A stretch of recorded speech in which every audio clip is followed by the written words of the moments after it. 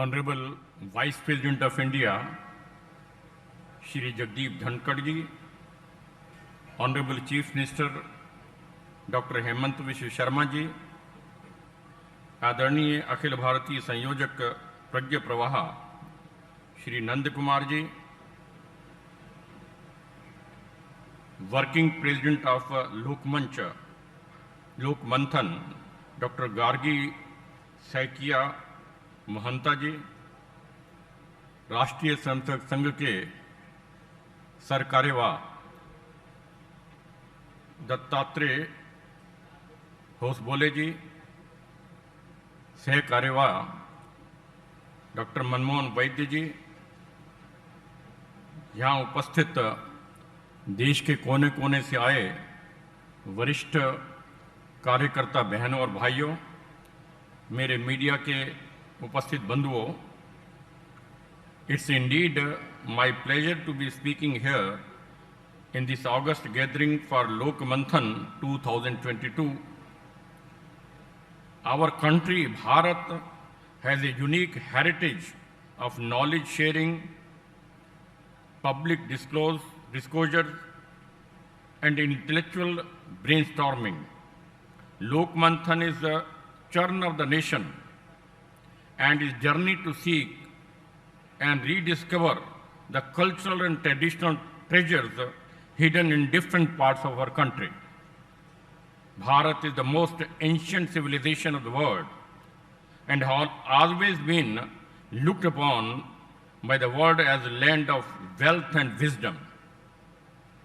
Our country has been credited to have developed philosophy and mathematics, science and technology of a very high order. This great nation's contribution to the march of civilization goes back to the several thousand years, even before the Christian era. From Vedas to Upanishads, down to several institutions and areas, Bharat was respected for its flourishing economy, trade, commerce and culture. It had its international outreach, which very few nations could claim.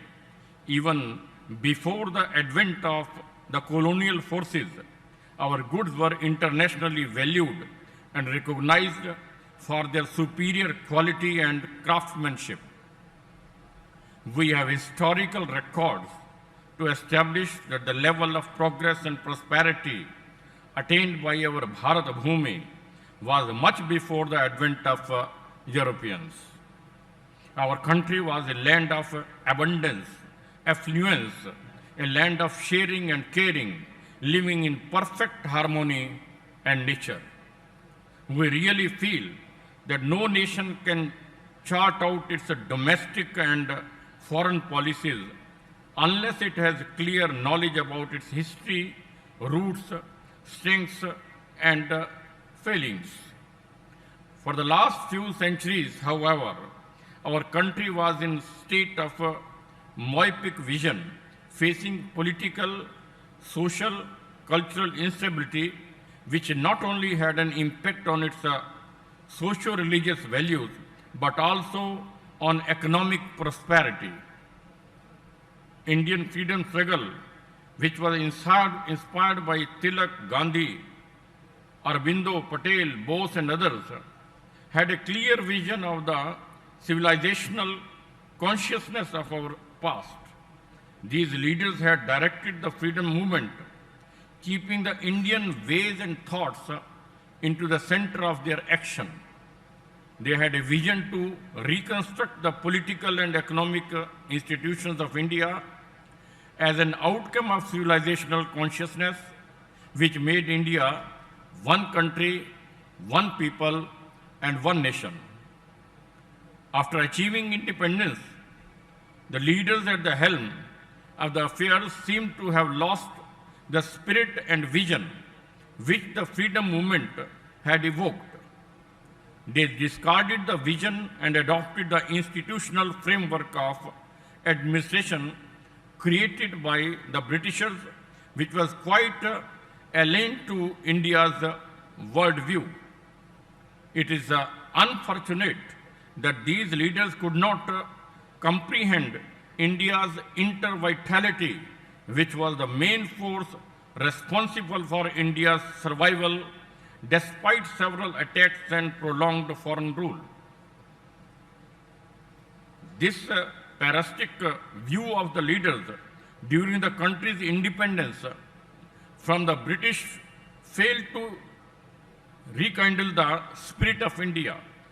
Even after 7 decades of our independence, the country has not been able to rediscover its innate vitality. As a result, in spite of being an olden civilization and young republic, the country was engulfed by a multidimensional crisis.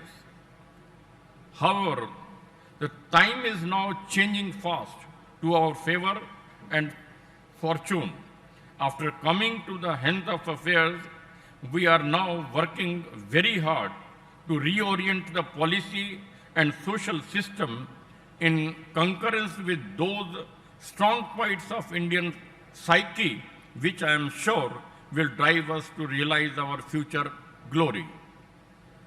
We have kept the doors and windows open to have a clear understanding of the global scenario and how, without destroying our uniqueness, we can assimilate the best to regain our lost glory for our mission of Ek Bharat, Shrestha Bharat. I am more than confident we can definitely achieve this goal because we have committed workers, leaders, and dedicated framework that always motivate us to render our best and reach the height where no country could reach.